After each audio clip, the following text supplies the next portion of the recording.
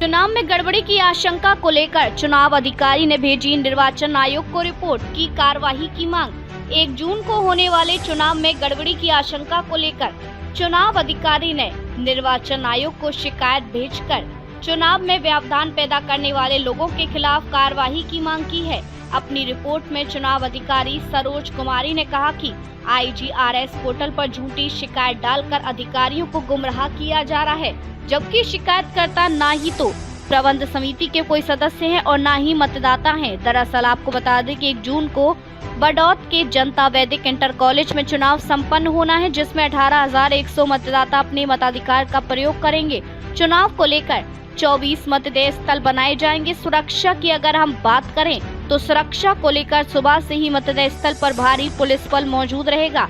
इन्हीं सब व्यवस्थाओं और चुनाव को शांतिपूर्ण संपन्न करने के लिए चुनाव अधिकारी सरोज कुमारी ने निर्वाचन विभाग के अधिकारियों एवं जिला प्रशासन को शिकायती पत्र देकर गड़बड़ी की आशंका जताई है।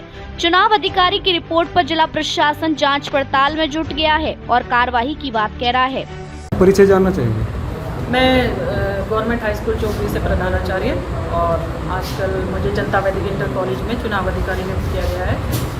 एडीएम साहब के पास आए। हाँ, इसी संबंध में मैं पीठासीन अधिकारी और P1 P2 की ड्यूटी के लिए अभी एडीएम सर से मिली थी और उसी के संबंध में इनसे बात की गई थी। तो सर ने अभी निर्देशित किया है कि इसमें नोटशीट लगा के इनके सामने फाइल पुटअप की जाए। कब का चुनाव है? चुनाव सर 1 जून को होगा। उसी दिन काउंटिंग रहेगी। सुबह 7 बजे से 3 बजे तक चुनाव है और 3 बजे के उपरांत फिर काउंटिंग होगी। एडीएम द्वारा क्या क्या निर्देशित दिया गया है आपको भाई? हाँ, मैंने बता दिया सर आपको भी। अभी मैंने इनसे मतपेटी के बारे में भी अपना एक लेटर दिया है ताकि हमें यहाँ डिस्ट्रिक्ट से मतपेटियाँ मिल जाएँ। सर ने उस बताया कि हम अभी निर्वाचन कार्यालय से बात करेंगे, यदि हमें वहाँ से परमिशन हो जाती है तो हम आपको मतपेटियाँ उपलब्ध करा देंगे। और इसके अलावा सर ने बस यही कहा है कि ड्यूटीज़ हम तभी कन्फर्म करेंगे, आप एक बार इसके नोटशीट बना कर ले आइए। तो मैम कितना फोर्स लगेगा? फोर्स सर ये देख लीजिए, हमारे यहाँ 24 बूथ रहते हैं और 3-4 स्टेट से मतदाता आते हैं और सबसे बड़ा इलेक्शन होता है सर ऑल यूपी में ये। तो इस तरह देखते हुए फोर्स बाहर से भी आती है कई जिलों से।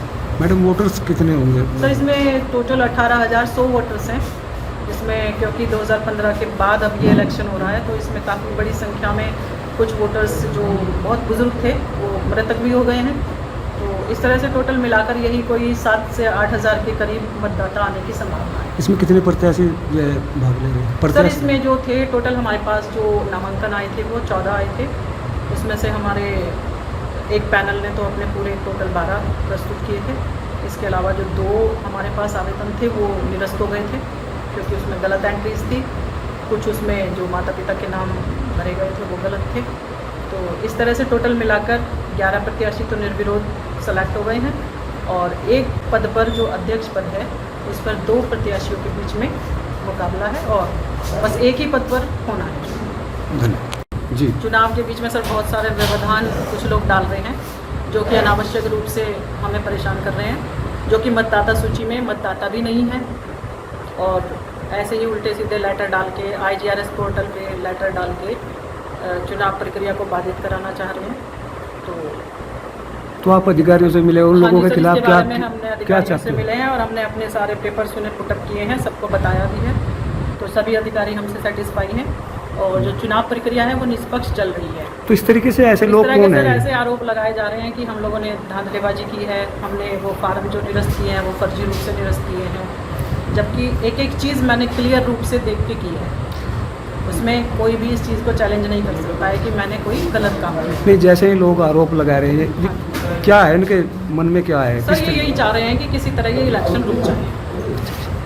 आपकी क्या रणनीति रहेगी मैम इनको रोकने के लिए? सर मेरी तो रणनीति यही है कि जो ये अपने लेटर्स दे रहे हैं उसमें कोई भी ऐसी चीज़ नहीं है जो इन्होंने सही लिखी है और जो कोई ऐसी इन्होंने आरोप भी लगाए हैं सभी का जवाब मेरे द्वारा दिया भी जा रहा है। और सुप्रीम कोर्ट का, हाई कोर्ट का आदेश ये होता है यदि चुनाव प्रक्रिया गतिमान है तो उसके बीच में एजेंडा के अनुसार जो समय निर्धारित होता है उसी में आपत्तियां ली जाती हैं, उसी में निस्तारण होता है।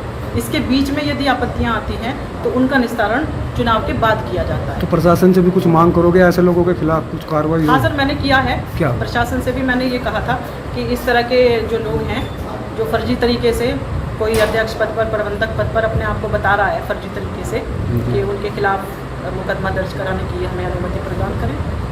इस तरह की मैंने प्रशासन से भी मैम क्या नाम है उनका जो इस तरीके से उसमें सर एक मोनिका है पत्नी अमित राणा और एक जगवीर सिंह है जो अपने आप को अध्यक्ष बता रहे हैं, एक प्रबंधक बता रही है मोनिका, जो कि इनकी जो सूची कभी पहले जारी हुई होगी जो कि हाई कोर्ट सुप्रीम कोर्ट से निरस्त हो चुकी है और इनके जो पद हैं अभी फ़िलहाल ये किसी भी पद पर नहीं है, लेकिन ये आज की डेट में भी अपने आप को अध्यक्ष और प्रबंधक पद पर बता रहे हैं।